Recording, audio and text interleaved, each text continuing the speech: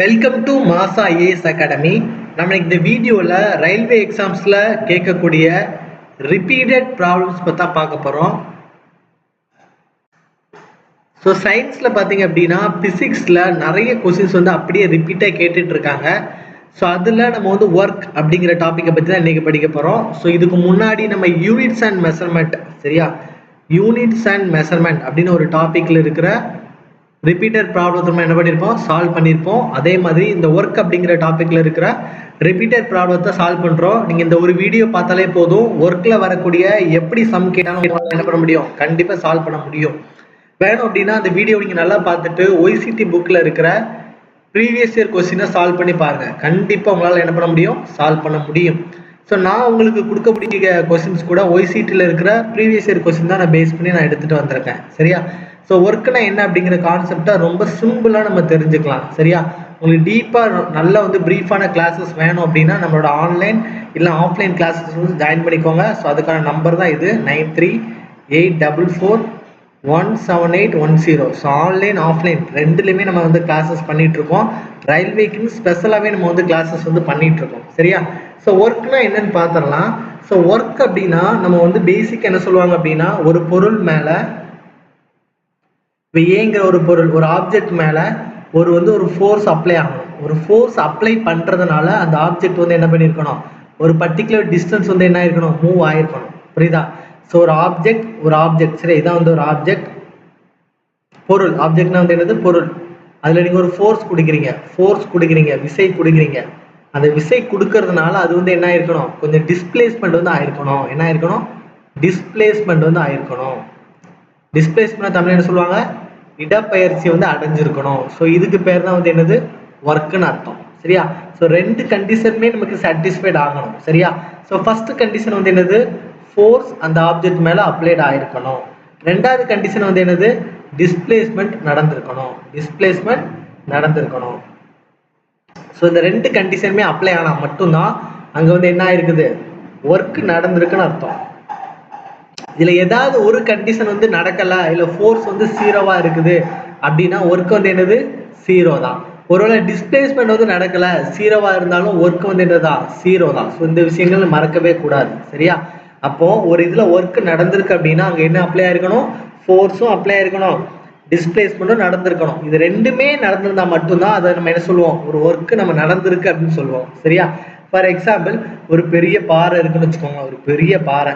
இந்த பாறையை நீங்க என்ன பண்றீங்க, கஷ்டப்பட்டு தள்ளுறீங்க, காலையில இருந்து நைட் வரைக்கும் தள்ளுறீங்க, ஃபோர்ஸ் வந்து அப்ளை பண்றீங்க. ஆனா இது வந்து ஒரு சின்ன இன்ச்சு கூட நகரவே இல்லை, ஒரு டிஸ்பிளேஸ்மெண்ட் நடக்கல அப்படின்னா ஒர்க் வந்து என்னது, ஜீரோ. ஏன்னா அங்க நீங்க ஃபோர்ஸ் வந்து என்ன பண்ணிருக்கீங்க, கஷ்டப்பட்டு அப்ளை பண்றீங்க, ஆனா இங்க எந்த டிஸ்பிளேஸ்மெண்ட் என்ன ஆகல, நடக்கல. ஸோ ஒர்க் வந்து என்னது, ஜீரோன்னு அர்த்தம், சரியா. ஸோ இந்த ஒர்க்குக்கு கொஞ்சம் ஃபார்முலாஸ் இருக்கு, அதை பார்த்துடலாம். அதை பார்த்துட்டு நம்ம என்ன பண்ணலாம், ப்ராப்ளம்ஸ் முன்னாடி போயிடலாம், சரியா. ஸோ இந்த ஒர்க் அப்படிங்கிறதுக்கு நம்ம 3 ஃபார்முலா வந்து நம்ம நார்மலாகவே யூஸ் பண்ணுறோம், சரியா. ஸோ ஒர்க் ஃபர்ஸ்ட் ஃபார்முலா வந்து work is equal to F into T into cos theta, சரி, இல்லை எஃப்டி காஸ் தீட்டான்னு சொல்லுவாங்க, இல்லை டபிள்யூனா வந்து என்னது, ஒர்க். ஸோ ஒர்க்கோட எஸ்ஐ யூனிட் என்னன்னு பார்த்தீங்கன்னா ஜூல். ஒர்க்கோட எஸ்ஐ யூனிட் வந்து என்னது, ஜூல். ஒர்க்னா தமிழ் என்ன சொல்லுவாங்க, வேலைன்னு சொல்லுவாங்க. ஸோ ஒரே ஒரு நிமிஷம் இந்த விஷயத்தில் நான் சொல்லிக்கிறேன். ஸோ இந்த தமிழ் மீடியம் ஸ்டூடெண்ட்ஸ் வந்து முடிஞ்ச அளவுக்கு இங்கிலீஷ் வேர்ட்ஸ் வந்து கொஞ்சம் படித்து வச்சுக்கோங்க. ஏன்னா தமிழில் வந்து அவங்க டிரான்ஸ்லேட் பண்ணும்போது ரொம்ப எக்ஸாக்டாக பண்ணுறது இல்லை. சில விஷயங்கள் வந்து உங்களுக்கு வந்து இஷ்யூஸ் வந்து வரதுக்கு நிறைய சான்சஸ் இருக்குது. அதனால் முடிஞ்ச அளவுக்கு இங்கிலீஷ் டேம் வந்து படிச்சுக்கோங்க. நான் தமிழ் மீடியம் படித்தேன், எனக்கு இங்கிலீஷ் வராது, எனக்கு கஷ்டமாக இருக்குது அப்படிங்கிற மைண்ட் செட்டை தூக்கி தூர போடுங்க. ஏன் அப்படின்னா நான் கூட ஃபஸ்ட் ஸ்டாண்டர்டில் இருந்து 12th வரைக்கும் தமிழ் மீடியம் தான் படித்தேன், சரியா. ஸோ காலேஜ் போய் தான் இங்கிலீஷில், இன்ஜினியரிங் மட்டும்தான் ஸோ இங்கிலீஷில் படித்தோம். ஸோ அதனால் இங்கிலீஷ் கற்றுக்கிறது வந்து ஒரு விஷயமே கிடையாது. ஸோ நீங்களே கொஞ்சம் டைம்ஸ் வந்து ட்ரை பண்ணிங்க அப்படின்னா ஈஸியாகவே கற்றுக்கலாம். ஸோ நான் ஏன் சொல்கிறேன் அப்படின்னா இங்கிலீஷ் கொஸ்டின்ஸ் கரெக்டாக இருக்கும். சில டைமில் தமிழில் டிரான்ஸ்லேஷன் பண்ணுறதுல அவங்க தப்பு பண்ணிட்டாங்க அப்படின்னா நமக்கு மார்க் தரமாட்டாங்க. ஸோ அதனால் நீங்கள் வந்து அதை முடிஞ்ச அளவுக்கு கொஞ்சம் இங்கிலீஷ் வேர்ட்ஸ் வந்து படிக்க வந்து ட்ரை பண்ணுங்கள், சரியா. ஸோ டபிள்யூ அப்படிங்கிறது ஒர்க், வேலைன்னு சொல்லுவாங்க, சரியா. டீனா வந்து என்னது, டிஸ்பிளேஸ்மெண்ட். தமிழ் என்ன சொல்லுவோம், இடப்பெயர்ச்சி. ஸோ டிஸ்பிளேஸ்மெண்ட்டோட எஸ்ஐ யூனிட் வந்து என்னன்னா மீட்டர். டிஸ்பிளேஸ்மெண்ட்டோட எஸ்ஐ யூனிட் வந்து என்னது மீட்டர். சரியா? அடுத்தது பார்த்தீங்க அப்படின்னா ஃபோர்ஸ்.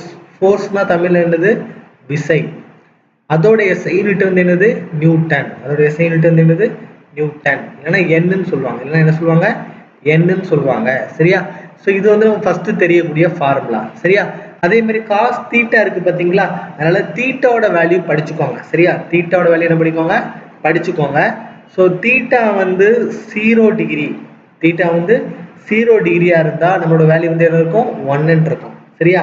ஸோ தீட்டா வந்து 30 டிகிரி 30 டிகிரியா இருந்தா நம்மளோட வேல்யூ எவ்வளோ இருக்கும் √3/2 இருக்கும். சரியா? ஸோ தீட்டா வந்து 45 டிகிரியா இருந்துச்சு அப்படின்னா நம்மளோட வேல்யூ வந்து என்ன இருக்கும் 1/√2 இருக்கும். சரியா? அதே மாதிரி தீட்டா வந்து 90 டிகிரியா இருந்தா நம்மளோட வேல்யூ வந்து எவ்வளோ இருக்கும் 0 இருக்கும். சரியா? அதே மாதிரி தீட்டா வந்து 180 டிகிரின்னு இருந்துச்சு அப்படின்னா நம்மளோட வேல்யூ எப்படி இருக்கும் -1 இருக்கும். சரியா? இதெல்லாம் வந்து காஸ் தீட்டாவோட வேல்யூ நம்ம ப்ராப்ளம் செய்யும்போது நமக்கு தேவைப்படும். இது வந்து என்ன பண்ணிக்கோங்க படிச்சு வச்சுக்கோங்க. சரியா?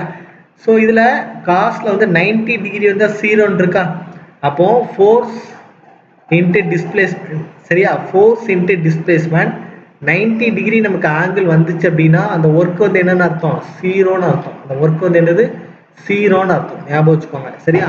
ஒர்க் 0வா இருந்துச்சு அப்படின்னா ஆங்கிள் எவ்வளவு இருக்கும் 90 டிகிரியா இருக்கும். ஒர்க் 0வா இருந்த ஆங்கிள் எவ்வளவு இருக்கும் 90 டிகிரியா இருக்கும். சரியா? அடுத்தது ஒர்க்கோட இன்னொரு ஃபார்முலா வந்து என்னன்னா எம்ஜிஹெச். ஒர்க் சிக்கல் என்ன சொல்லுவாங்க எம்ஜிஹெச்னு சொல்லுவாங்க. ரெண்டாவது ஃபார்முலா எல்லாமே ஒர்க்குக்கான ஃபார்முலா தான், சின்ன சின்ன வேரியேஷன்ஸ் இருக்கும். சரியா? ஸோ எம்ஜிஹெச் நம்ம எங்க யூஸ் பண்ணோம் அப்படின்னா மாஸ் அப்படிங்கிற வந்து கொடுத்துருப்பாங்க. நம்ம டபிள்யூனா ஒர்க்குன்னு தெரியும், இந்த எம்னா வந்து என்னன்னா மாஸ். மாஸ்னா வந்து தமிழ் என்ன அர்த்தம் எடை. ஸோ இதோட எஸ்ஐ யூனிட் வந்து என்னது கேஜி, கிலோகிராம் சொல்லுவாங்க. எஸ்ஐ சொல்லுவாங்க கேஜின்னு சொல்லுவாங்க. ஏன் நம்ம எஸ்ஐ யூனிட் படிக்கிறோம் அப்படின்னா ஒரு ஃபார்முலா நம்ம அப்ளை பண்றோம் அப்படின்னா எஸ்ஐ யூனிட்ல தான் அப்ளை பண்ணணும். அது இல்லாம ஒருவேளை கிராம்ல கொடுத்துருந்தாங்கன்னா அதை நீங்க என்ன பண்ணிக்கணும் கிலோகிராமா நீங்க கன்வெர்ட் பண்ணிக்கணும். இது ரொம்ப ரொம்ப முக்கியமான பாயிண்ட். சரியா? நான் சொல்லக்கூடிய இந்த பாயிண்ட் ரொம்ப ரொம்ப முக்கியமான பாயிண்ட். சயின்ஸ்ல இருக்கிற எல்லா ப்ராப்ளம்ஸுக்குமே இது அப்ளை ஆகும். சரியா? ஸோ ஃபார்முலால நீங்க அப்ளை பண்றீங்க அப்படின்னா நீங்க எதை வச்சு அப்ளை பண்ணுவீங்க எஸ்ஐ யூனிட் வச்சு அப்ளை பண்ணுவீங்க. எதை வச்சு அப்ளை பண்ணுவீங்க எஸ்ஐ யூனிட் வச்சு நீங்க அப்ளை பண்ணுவீங்க. நல்லா புரிஞ்சுக்கோங்க. சரியா? ஸோ எல்லாத்துக்குமே அப்ளை ஆகும். ஸோ இந்த எஸ்ஐ யூனிட் பார்த்தீங்கன்னா யூனிட்ஸ் அண்ட் மெஷர்மெண்ட் அப்படின்னு நம்ம சாப்டர் 1ல கவர் பண்ணியிருப்போம். வேணா அந்த வீடியோஸ் போய் என்ன பண்ணிக்கோங்க பார்த்துக்கோங்க. சரியா? ஸோ அடுத்தது எம்னா வந்து மாஸ், ஜீனா என்ன சொல்லுவாங்க கிராவிடேஷன். ஜீனா வந்து என்னது கிராவிடேஷன். இது எப்போதுமே 10 இருக்கும். சரியா? 10 இருக்கும். சரியா? இது எப்போதுமே என்ன இருக்கும் மேக்ஸிமம் என்ன கொடுக்கலாம் கூட என்ன பண்ணுவாங்க 10ன்னு என்ன பண்ணியிருப்பாங்க அஸ்யூம் பண்ணியிருப்பாங்க. சரியா? கொடுக்கலன்னா 10 அஸ்யூம் பண்ணிக்கோங்க, இல்லை கொடுத்துருப்பாங்க 10 ms பவர் -2 இருக்கும். என்னது கிராவிடேஷன் ஜி. ஹச்னா வந்து என்னது ஹைட். ஹச்னா வந்து என்னது ஹைட், உயரம். சரியா? இதோட எஸ்ஐ யூனிட் வந்து என்னது மீட்டர். இதோட எஸ்ஐ யூனிட் வந்து என்னது மீட்டர். ஸோ இதான் நமக்கு ரெண்டாவது ஃபார்முலா இருக்கும். சரியா? ஸோ மூணாவது ஃபார்முலா வந்து என்ன அப்படின்னா work is equal to F into T. மூணாவது ஃபார்முலா வந்து என்னது work is equal to F into T. Work is equal to force into displacement. இது வந்து ஒரு ஃபார்முலா. சரியா? நாலாவது ஃபார்முலா வந்து என்ன அப்படின்னா இந்த சேஞ்ச் இன் கைனெட்டிக் எனர்ஜியா இருந்துச்சுன்னா, அதாவது ஒரு பொசிஷன்ல இருந்து இன்னொரு பொசிஷனுக்கு அதோட எனர்ஜி வந்து சேஞ்ச் ஆச்சு அப்படின்னா அதுக்கு ஃபார்முலா வந்து என்னன்னா ½ into m into v2 square minus v1 square. அதாவது வெலாசிட்டி இல்லைன்னா திசைவேகம் சேஞ்ச் ஆச்சுன்னா இந்த ஃபார்முலா வந்து என்ன பண்ணுவாங்க யூஸ் பண்ணுவாங்க. சரியா? ஸோ இது வரைக்கும் உங்களுக்கு நல்லா தெரிஞ்சாலே நம்ம வந்து என்ன பண்ணலாம் எல்லா கொஸ்டின்ஸும் என்ன பண்ணலாம் சால்வ் பண்ணலாம். சரியா? ஸோ கொஸ்டின் பாருங்க, a force of 20 Newton displaces an object through 2 meter and does a work of 20 joule. The angle between the force and displacement is. சரியா? 20 எண் விசையானது ஒரு பொருளை 2 மீட்டர் வழியாக இடமாற்றம் செய்து 20 ஜூல் வேலை செய்கிறது. விசைக்கும் இடப்பெயர்ச்சிக்கும் இடையேயுள்ள கோணம். சரியா? ஃபோர்ஸுக்கும் டிஸ்பிளேஸ்மெண்ட்டுக்கும் இடையே உள்ள ஆங்கிள். இந்த ஃபோர்ஸுக்கும் டிஸ்பிளேஸ்மெண்ட்டுக்கும் இடையில இருக்க ஆங்கிள் கேட்டாலே நீங்க என்ன ஃபார்முலா யூஸ் பண்ணுவீங்க work is equal to FT cos theta formula use பண்ணுவீங்க. கரெக்டா? ஸோ இதில் ஒர்க் என்ன கொடுத்துருக்காங்கன்னு பாருங்க 20 ஜூல். ஏன்னா ஒர்க்கோட எஸ்ஐ யூனிட் வந்து என்னது ஜூல். இதை வச்சு நம்ம சொல்லிடலாம் ஒர்க் வந்து என்னது 20 ஜூல். டிஸ்பிளேஸ்மெண்ட் வந்து எவ்வளவு 20 மீட்டர் இடப்பெயர்ச்சி எஸ்ஐ யூனிட் வந்து மீட்டர் இதை வச்சு நம்ம சொல்லிடலாம். இன்னொன்று பார்த்தீங்கன்னா ஃபோர்ஸும் கொடுத்துருக்காங்க பார்த்தீங்களா 20N. ஸோ ஃபோர்ஸோட எஸ்ஐ யூனிட் வந்து என்னது நியூட்டன். ஸோ 20N இதுவும் கொடுத்துருக்காங்க. இதை அப்படியே அப்ளை பண்ணுங்க. ஸோ ஒர்க் வந்து 20 ஜூல், ஃபோர்ஸ் வந்து 20, டிஸ்பிளேஸ்மெண்ட் வந்து 2, இன்ட்டு என்ன போட்டுருவீங்க காஸ் தீட்டா போட்டுருவீங்க. ஸோ இந்த 20 என்ன ஆயிரும் கேன்சல் ஆயிரும். So 1 is equal to 2 cos தீட்டான்னு இருக்கும். அப்படின்னா காஸ் தீட்டாவோட வேல்யூ எவ்வளவு இருக்கும் 1/2. இந்த 1/2 வேல்யூ வந்து எவ்வளவு காஸ் 60 டிகிரி. அப்போ காஸ் தீட்டாவோட வேல்யூ வந்து எவ்வளவு காஸ் 60 டிகிரின்னு இருக்கும். அப்போ தீட்டா நமக்கு எவ்வளவு இருக்கும் 60 டிகிரி. ஈஸியாக என்ன பண்ணிடலாம் ஆன்சர் போட்டுடலாம். சரியா? ஸோ செகண்ட் கொஸ்டின் பாருங்க. A porter raised 12 kg object from surface of earth and put object 1.5 meter above from surface on his head. Calculate the work done on an object அப்படின்னு சொல்லி கேட்டிருக்காங்க. So ஒரு Porter அப்படின்னா ஒரு வாயில் காலவர் பூமியின் மேற்பரப்பிலிருந்து 12 கிலோ எடையுள்ள, ஸோ எடைன்னு கொடுத்துட்டாங்க. சரியா? ஸோ 12 kg ஆப்ஜெக்ட் மாஸ்ன்னு சொல்லி கொடுத்துருக்காங்க. இந்த மாஸ் கொடுத்தாலே நீங்கள் work is equal to mgh இந்த ஃபார்முலா யூஸ் பண்ணணும் அப்படின்னு ஞாபகம் வச்சுக்கோங்க. மாஸ் கொடுத்தாலே இந்த ஃபார்முலா தான் யூஸ் பண்ணணும்னு ஞாபகம் வச்சுக்கோங்க. சரியா? ஸோ இங்கே என்ன கொடுத்துருக்காங்க மாஸ் வந்து 12 kgன்னு கொடுத்துருக்காங்க. சரியா? ஸோ கிராவிடேஷன் g வந்து 10 ms⁻⁻2 அதுவும் கொடுத்துருக்காங்க. சரியா? அடுத்து பார்த்தீங்கன்னா ஹைட் எவ்வளவு 1.5 மீட்டர் அபோவ் த கிரவுண்ட். சரியா?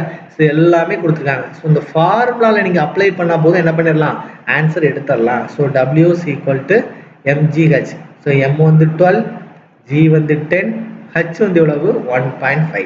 ஸோ 1.5 into 10 நமக்கு என்ன ஆயிரும் 12 into ஒரு டெசிமல் தள்ளி நம்ம புள்ளி வச்சா போதும்ல. So into 15. ஸோ இந்த டெசிமல் இந்த மாதிரி இதெல்லாம் உங்களுக்கு தெரியல அப்படின்னா நம்மளோட யூடியூப் சேனலில் டெசிமல்ஸ் அண்ட் ஃப்ராக்ஷன் சொல்லிட்டு ஒரு வீடியோ போட்டிருப்போம், அதை பார்த்துக்கோங்க. சரியா? அப்போ 12 into 15. சரி, அப்போ 10 15 150, 2 15 30. சரி, நான் எப்படி போடுறேன்னு பாருங்க. இதை ஸ்பிட் பண்ணுறேன், 10 2 ஸ்பிட் பண்ணுறேன். சரியா? அப்போ 10 15 எவ்வளவு 150, 2 15 எவ்வளவு 30. அப்போ ஆன்சர் நமக்கு எவ்வளோ இருக்கும் 180 ஜூல்னு இருக்கும். சரியா? ஆன்சர் வந்து என்னது 180 ஜூல். இந்த எஸ்ஐ யூனிட் கூட படிச்சுக்கோங்க. சில இதில் எல்லாமே 180 இருக்கும், ஆனால் ஜூலு நியூட்டன் பாஸ்கல்லாம் கொடுத்துருவாங்க. அப்படிங்க என்ன பண்ணணும் ஜூலுங்கிற எஸ்ஐ யூனிட் தெரிஞ்சால் தான் போட முடியும். அதனால் எஸ்ஐ யூனிட்டை தயவு செஞ்சு படிச்சுக்கோங்க. சரியா? ஸோ ரயில்வே எக்ஸாம்னு சொல்லிட்டு நம்ம நிறைய வீடியோஸ் வந்து போட்டுட்ருக்கோம். ஸோ அதுக்கு உங்களோட சப்போர்ட் எனக்கு கண்டிப்பாக தேவை. ஸோ முடிஞ்ச அளவுக்கு யாரெல்லாம் சப்ஸ்கிரைப் பண்ணாமல் இந்த வீடியோ பார்த்துட்டு இருக்கீங்களோ எல்லாருமே சப்ஸ்கிரைப் பண்ணுங்கள். ஸோ கமெண்ட் பண்ணுங்கள், லைக் பண்ணுங்கள். அப்போ தான் நிறைய தமிழ்நாடு ஸ்டூடெண்ட்ஸ்க்கு வந்து நம்மளோட சேனல் வந்து போகும். நிறைய ஆஸ்பிரண்ட்ஸ்க்கு வந்து இது எப்படி இருக்கும் ரொம்ப ஹெல்ப்ஃபுல்லாக இருக்கும். இந்த வீடியோ இப்போ நான் சொல்கிறத கேட்டுட்டு இருந்தீங்க அப்படின்னா மறக்காமல் சப்ஸ்கிரைப் பண்ணிடுங்க. சரியா? ஸோ தேர்ட் கொஸ்டின் பார்க்கலாம். If an aeroplane travel 4000 meter distance and work done is 20,000 joule, then force applied it. சரியா? இது நார்மல் தான், மாஸ் கொடுக்கல. சரியா? ஒரு விமானம் 4000 மீட்டர் தூரம் பயணித்து வேலை செய்தால் 20,000 ஜூல் ஆகும். பின்னர் அதன் மீது சக்தி எவ்வளவு செலுத்தப்படுகிறது? சரியா? அதோட ஃபோர்ஸ் வந்து எவ்வளவு அப்படின்னு சொல்லி கேட்டிருக்காங்க. So work is equal to F into T. ஏன்னா அங்கே மாஸ் கொடுக்கல. ஸோ இந்த ஃபார்முலா நீங்கள் யூஸ் பண்ணால் போதும். மாஸ் கொடுத்தா தான் mgh ஃபார்முலா வந்து யூஸ் பண்ணுவோம். சரியா? மாஸ் கொடுக்கலன்னா work is equal to F into T தான். சரியா? ஒர்க்கு பார்த்தீங்கன்னா 20,000 ஜூல் கொடுத்துட்டாங்க. 20,000 ஜூல். ஃபோர்ஸ் என்னன்னு தெரியாது. டிஸ்டன்ஸ் என்ன கொடுத்துருக்காங்க 4000 மீட்டர் கொடுத்துருக்காங்க. எல்லாமே எஸ்ஐ யூனிட்லாம் இருக்குது. ஸோ எந்த பிரச்சனையுமே கிடையாது. ஸோ இங்கே 3 0, இந்த 3 0 என்ன பண்ணலாம் கேன்சல் பண்ணலாம், ஏன்னா எல்லாமே மல்டிப்ளிகேஷனில் இருக்குது. சரியா? அடுத்த 1 4 4 I 4 20. அப்போ நமக்கு என்ன இருக்கும் 5 is equal to F. அப்போ ஃபோர்ஸோட எஸ்ஐ யூனிட் வந்து என்னது நியூட்டன். ஸோ நமக்கு என்ன இருக்கும் 5 நியூட்டன் இருக்கும். ஈஸியாக போட்டுடலாம். சரியா? ஸோ பிசிக்ஸ் ப்ராப்ளத்தை பற்றி பயப்படவே செய்யாதீங்க. நம்ம சேனலில் தொடர்ந்து வீடியோஸ் வந்து போடுவோம். ஸோ பிசிக்ஸ் ப்ராப்ளத்தில் கண்டிப்பாக நம்மளால் என்ன பண்ண முடியும் ஸ்கோர் பண்ண முடியும். அதுக்கு முன்னாடி இதில் இருக்க தியரி என்ன பண்ணிக்கோங்க படிச்சுக்கோங்க. சரியா? ஸோ நெக்ஸ்ட் ஃபோர்த் கொஸ்டின் பாருங்க. The work done to increase speed 5 meter per second to 10 meter per second by a car of 800 kg. So இந்த வேரியபிள் ஸ்பீடு கொடுத்தாலே நம்ம வந்து என்ன ஃபார்முலா யூஸ் பண்ணணும் அப்படின்னா ½ into m into v2 square minus v1 square. சரியா? Work is equal to variable speed கொடுத்தாலே இந்த ஃபார்முலா யூஸ் பண்ணுவோம். சரியா? அப்போ work is equal to ½ into mass எவ்வளவு 800 kg. கேஜியில் தான் இருக்குது. ஸோ எந்த இதை சேஞ்சுமே பண்ண வேணாம். v2 எவ்வளவு 5 மீட்டர் செகண்ட் வந்து v1, 5 மீட்டர் பெர் செகண்ட் வந்து என்னது v1, 10 மீட்டர் பெர் செகண்ட் வந்து என்னது v2. சரியா? ஸோ v2 வந்து v1 கழிக்கிறீங்க. ஸோ 10 ஸ்கொயர் மைனஸ் என்ன போடுவீங்க 5 square. So 1/2 into 800 into 10 square எவ்வளவு 100 மைனஸ் 5 ஸ்கொயர் எவ்வளவு 25. ஸோ கேன்சல் பண்ணிங்கன்னா 400 இருக்குமா? So 400 into 75. ஸோ 4 இன்ட்டு 75 எவ்வளோ கிடைக்கும் 300. ஸோ 2 0 போட்டால் போதும். ஆனால் இங்கே பார்த்தீங்கன்னா எல்லாம் கேஜி கேஜின்னு இருக்கா. அப்போது இந்த 3 0 அவங்க என்ன பண்ணியிருக்காங்க கேன்னு எடுத்திருக்காங்க 1000. அது வந்து என்ன பண்ணியிருக்காங்க அவங்க கேன்னு எடுத்திருக்காங்க. ஸோ நீங்கள் என்ன போடுவீங்க 30 கே ஜூல் போடுவீங்க. சரியா? ஸோ இதுதான் நமக்கான ஆன்சராக இருக்கும். சரியா? ஸோ 5th கொஸ்டின் பாருங்க. An object 1 kg is dropped to the ground from a height of 30 meter. What is the work done by the force of gravity? So நான் என்ன சொன்னால் மாஸ் கொடுத்துருக்காங்க 1 kg, அதோட எடை கொடுத்துருக்காங்க அப்படின்னா என்ன ஃபார்மா யூஸ் பண்ணுவீங்க work is equal to mgh தான் யூஸ் பண்ணுவீங்க. ஸோ மாஸ் வந்து 1 கிலோகிராம், g வந்து 10. சரியா?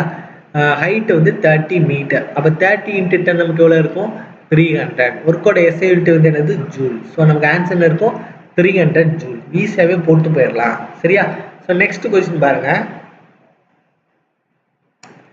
A person picks up 20 kg of goods at 2 meter above the ground and keeps it on his head. Work done by the person is அப்படின்னு சொல்லி கேட்டிருக்காங்க. The person picks up 20 kg of a goods at 2 meter above the ground. அப்போ mass கொடுத்தாலே என்ன formula use பண்ணுவீங்க work is equal to mgh use பண்ணுவீங்க. So mass எவ்வளவு 20, g எவ்வளவு கொடுக்கல அப்படின்னாலும் நீங்கள் 10 தான் அசியூம் பண்ணணும். நல்லா புரிஞ்சுக்கோங்க. இந்த கிராவிடேஷன் கொடுக்கலன்னா 10 அசியூம் பண்ணிக்கோங்க. சரியா? ஸோ ஹைட் எவ்வளவு 2 மீட்டர். So 2 into 2 4 2 0 400 joule. ஈஸியாக என்ன பண்ணிடலாம் ஆன்சர் எடுத்துடலாம். சரியா? ஸோ கிராவிடேஷன் கொடுக்கலாம் நீங்கள் என்ன பண்ணணும் 10 ms பவர் -2 நீங்கள் என்ன பண்ணிக்கணும் அசியூம் பண்ணிக்கணும். முக்கியமான பாயிண்ட். சரியா? ஸோ அடுத்த question 7th question. when an object move 1 meter distance by 1 Newton force on the direction of force, then work done.